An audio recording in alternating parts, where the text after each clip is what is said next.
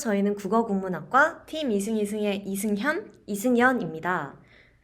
승연씨, 오늘 저희가 소개할 책은 뭔가요? 오늘 저희가 소개할 책은 이유는 작가의 13번째 아이라는 책입니다.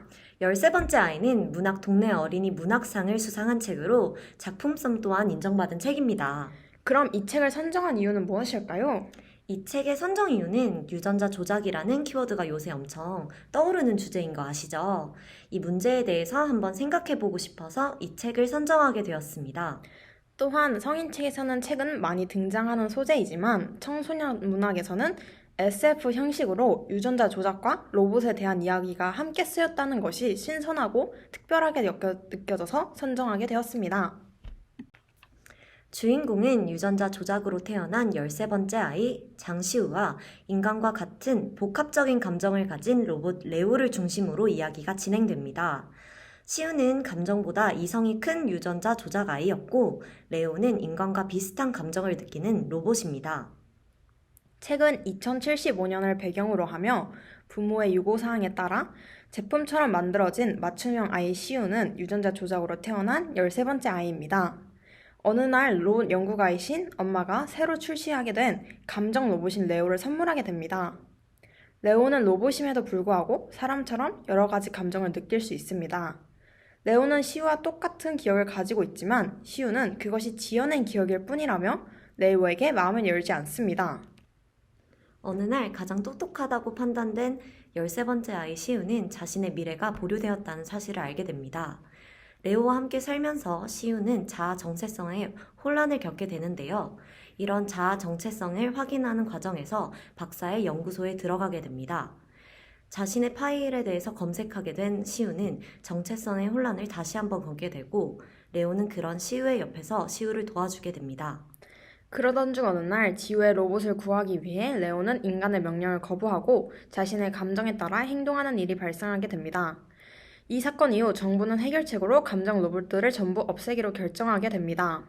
하지만 그동안 레오와의 추억이 쌓인 시우는 충격을 받고 이에 위기에 빠진 레오를 구하기로 결정합니다. 시우와 레오는 이 사건을 어떻게 해결하게 될까요? 뒷내용이 궁금하시다면 책을 한번 읽어보시는 걸 추천드립니다. 지금부터 가장 인상적이었던 부분부터 이야기해볼까요? 승현 씨는 어떤 부분이 가장 인상적이었나요? 시아의 모습이 지워지지 않았다. 우리는 인간의 손에 의해 살 수도 죽을 수도 있다는 사실이 현실로 다가왔다. 저는 이 구절이 가장 인상 깊었습니다. 인간을 통해서 레오는 인간과 자신이 다른 존재임을 인지하고 있지만 본인의 죽음을 인지하고 있다는 것, 역시 인간과 다른 존재인 로봇이 죽는다는 표현을 했다는 것에 놀라웠고 인상이 깊었어요. 또한 감정을 가진 로봇이 죽었다는 표현을 쓸 수 있는 대상인가에 대한 의문이 들면서 책에 더 몰입하게 됐던 것 같아요. 승현 씨는 어떤 부분이 가장 인상 깊었나요? 감정 따위가 무슨 소용이니? 사람들은 그렇게 말했었다. 나도 그렇게 알고 있고 그렇게 살아왔다. 그런데 그게 아닐지도 모른다. 아무 소용없는 감정 따위. 어쩌면 그게 나에게 가장 필요한 거였을지도 모른다.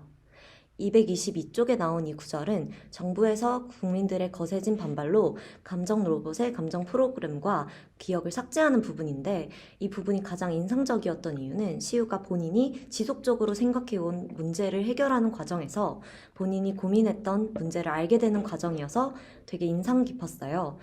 엄마의 욕심 때문에 유전자 변형으로 이성적인 면이 우위를 차지하는 시우에게 감정은 불필요한 존재라고 생각했던 감정이 긍정적으로 인식되면서 인물의 혼란스러웠던 자아를 되찾아가는 과정을 보여줬다고 생각해요. 지금까지 13번째 아이의 줄거리와 인상 깊었던 부분에 대해서 살펴보았는데요. 그럼 저희가 이 책을 읽고 나서 생각해보게 된 것에 대해 이야기 나누어 볼까 합니다. 13번째 아이인 주인공 시우는 유전자 조작을 통해 태어난 아이죠? 네, 맞아요. 실제 요즘 유전자 조작 아이에 대한 윤리적 이슈가 핫하죠. 그렇다면 과연 유전자 조작 아이 시우는 완벽할까요? 전 아니라고 생각합니다. 저도요. 유전자 조작은 그저 인간의 특정 부분을 증가하거나 감소시키는 것일 뿐이라고 생각합니다. 마치 게임의 스킬 창처럼요. 저 또한 감정을 죽이고 이성을 극대화시킨 유전자 아이를 만들어 놓고 로봇에게는 감정적인 능력을 키워 만든다는 것이 인간의 모순성을 보여준다고 생각을 해요. 유전자 조작 인간은 완벽한 인간을 만들지 못하고 더불어 인간에게는 이성과 감정의 조화가 필요하다고 생각이 들었습니다. 그렇다면 또 다른 주인공 레오에 대해서 한번 살펴볼까요? 레오는 과연 인간과 같은 존재로 보아도 될까요? 저는 아니라고 생각합니다. 레오의 기억은 각색과 변형을 통해 주입된 것일 뿐 실제가 아니기 때문이죠. 이러한 레오의 정체성이 과연 진짜라고 할 수 있을지 저는 의문이 듭니다. 시우가 레오와 교감했다고 해서 레오가 인간과 같은 취급을 받을 수 있다고 저는 생각하지 않습니다. 저는 승현 씨와 조금 다른 의견인데요. 레오의 경우 부도덕적인 인간의 행동을 목격 후 스스로 판단하여 행동을 저지했습니다. 그러므로 레오는 인간은 아니지만 인간으로 취급해야 한다고 생각합니다. 자신의 생각과 감정을 토대로 판단하고 생각한다는 점이 인간과 매우 유사하다고 느껴졌어요. 여러분들은 어떻게 생각하시나요? 이 책을 읽고 여러분들이 생각해보게 되는 시간을 가지면 좋을 것 같습니다. 레오와 시우 말고도 아주 중요한 인물이 또 한 명 있죠? 바로 첫 번째 아이 김선 박사입니다. 네, 맞아요. 김선 박사는 시우와 같이 유전자 조작을 통해 태어난 첫 번째 인간입니다. 노벨상을 탈 만큼 뛰어났지만 결국 자살을 하게 되는데요. 책에서는 이유가 나오지 않았지만 도대체 김선 박사는 왜 이런 선택을 하게 됐는지 이야기를 나누어 볼까요? 저는 김선 박사의 자살이 희생이라고 보았습니다.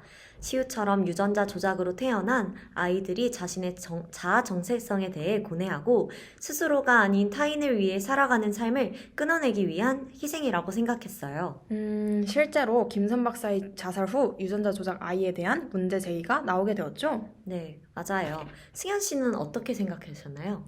저는 김선 박사가 자신의 근원에 대해 알게 되고 충격을 받아 자살하지 않았을까라는 가정을 떠올려 보았습니다.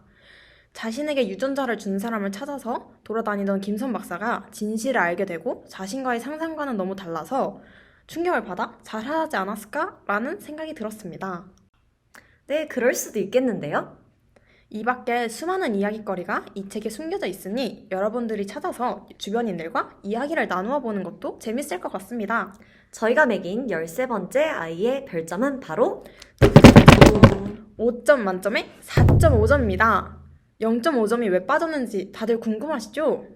이 책에는 여러 21세기에 일어날 수 있는 문제점들이 많이 나오지만 해결책에 대해 독자의 상상력을 건드리지 못했다는 생각이 들어 0.5점을 빼게 되었습니다. 하지만 그럼에도 수많은 이야깃거리를 제공하고 내용적인 측면에서도 추천할 만하기에 청소년뿐만 아니라 성인분들에게도 이 책을 추천드립니다. 그럼 이상으로 13번째 아이의 북리뷰를 마치도록 하겠습니다. 지금까지 저희 이승이승의 북리뷰를 들어주셔서 감사합니다.